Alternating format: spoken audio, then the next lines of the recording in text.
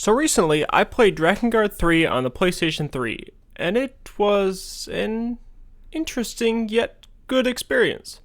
Let's talk about it. So first, a little bit of history. Drakengard 3 is a prequel to Drakengard 1 and 2, both released on the PS2, Drakengard 1 being released in 2003 and Drakengard 2 being released in 2005. Drakengard 3 came out in 2013 in Japan and 2014 in the US and Europe, to mixed reception.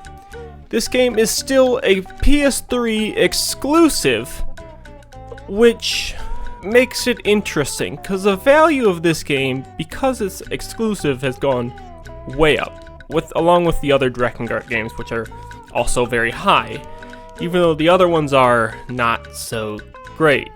Drakengard 3 also released at a time where PS3 was doing the Blue Banner box arts for a few games, and it is one of the few PS3 games to have that, out of 14 or 15 I think.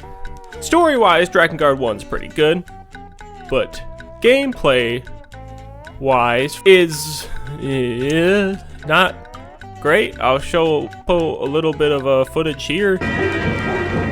Lady Furry Eye is on the top floor of the keep. Please, hurry, sire.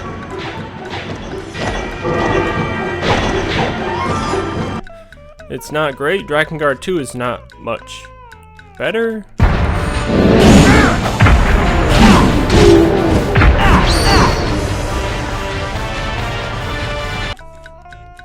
But Drakengard 3 is better.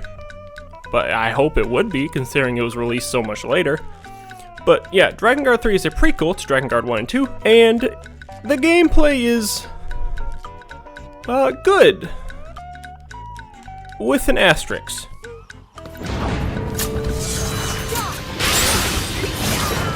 It's Zero! All troops, defensive positions! Your invasion ends here, demon! It can be very laggy at sometimes. Frame rate is an issue in this game.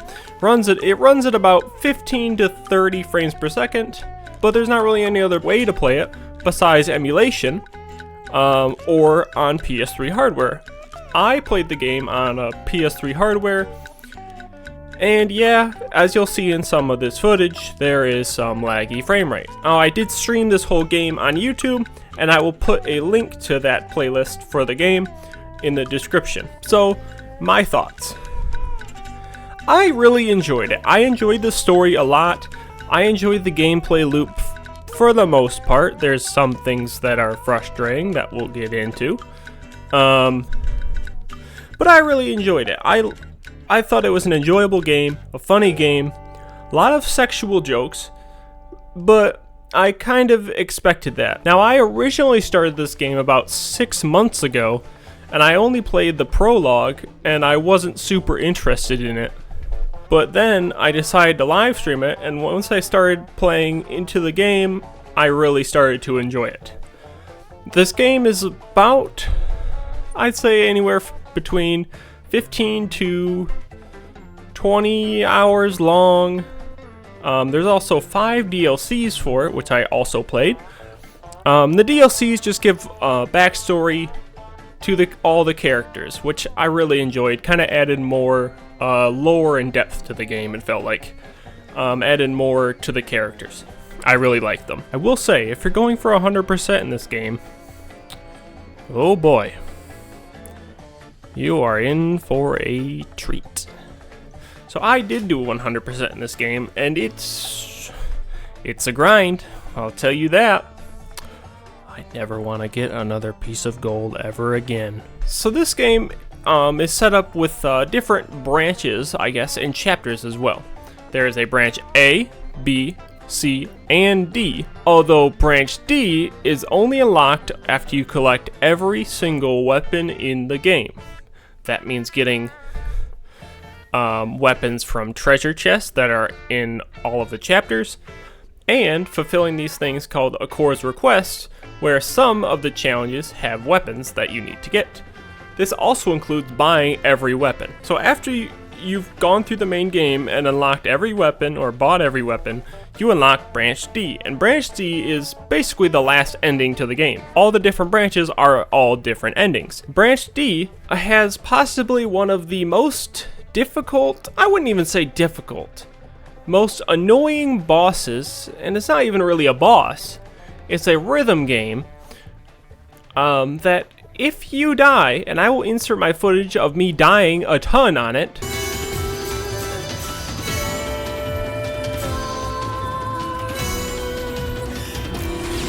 Oh, I pressed it too early. I did finally beat it. I don't have footage of that because I didn't record it, because I did it on a different day. But in this rhythm game, you have to not miss a single note the whole time, or you will die and have to restart from the beginning every single time. This final song, as it's called, is an 8-minute sequence with visual cues, musical cues. You really have to kind of listen to the music and kind of know. I ended up having to use a guide because if you lose time in the music, you just totally lose your place, and that's what ended up happening to me. But not only do you have to listen, because some places you can't even see what is happening. That's why you have to listen so much. At the end of the song, there are 2 notes under a black screen, where one of them is a musical cue when the music slows down, and one of them is a dialogue cue, where if you miss the last note, guess what? You're going all the way back to the beginning to redo the whole 8-minute sequence. This has quite possibly been the most annoying boss, if you can call it a boss, that I have ever played. And I don't ever want to do it again. I will say the final song is actually a really sad song and relates back to the first Drakengard game.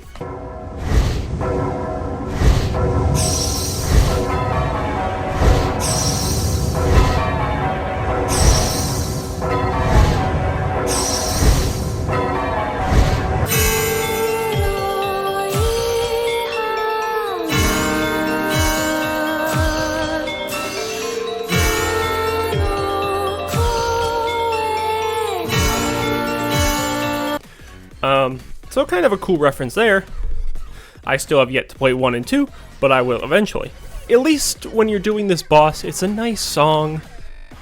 It's sad if you see the lyrics for it, but it's very nice sounding. It reminds me a lot of the music in. It kind of reminds me of the music in Stellar Blade a little bit.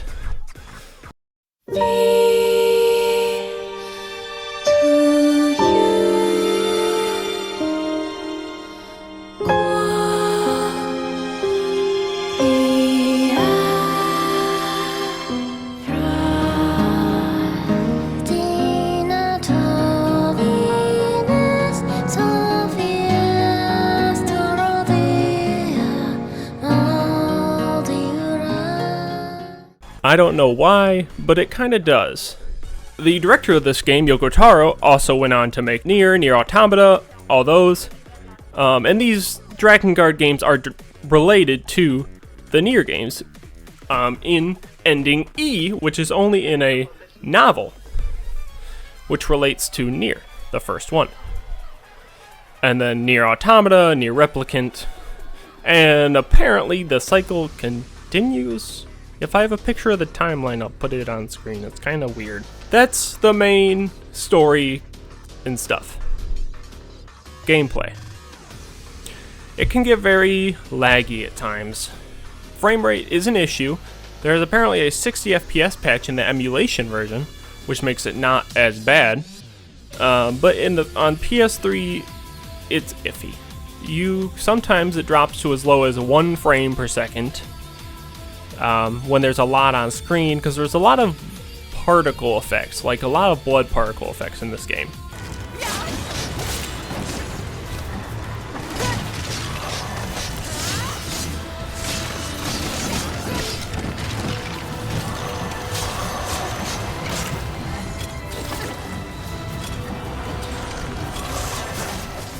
so the game bogs down a lot. But overall, it's fine. Some of the battles in this game, like the flying missions, can be a little iffy. Like one of the final bosses with one of the characters is a lag fest. Let's just say that. That's all I'm gonna say. It's a bit of a lag fest, and I got really frustrated on it because I felt like I could not do anything. It is also very easy to get stun locked in this game, I find. There were a few times where I just got stun locked and could not move and died, and it sucks. Every level only has one checkpoint, which is usually about halfway through the level.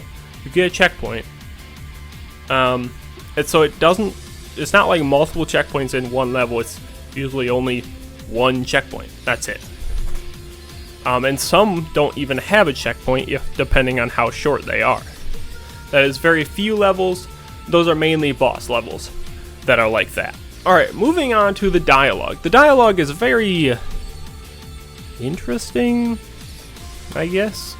It's very sexual. I will have some of it play right now. So, what kind of system is 5?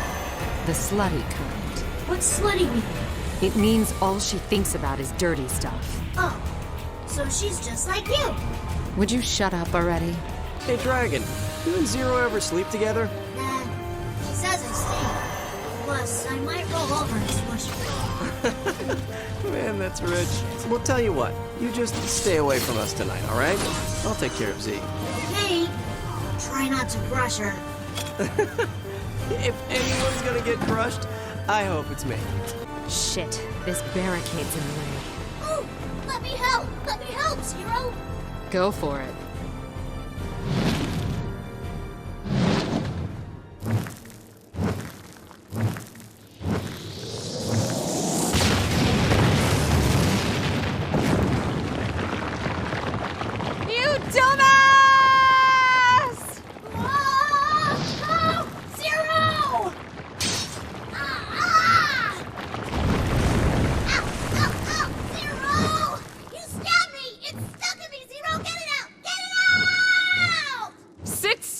Damn it, or I'm gonna...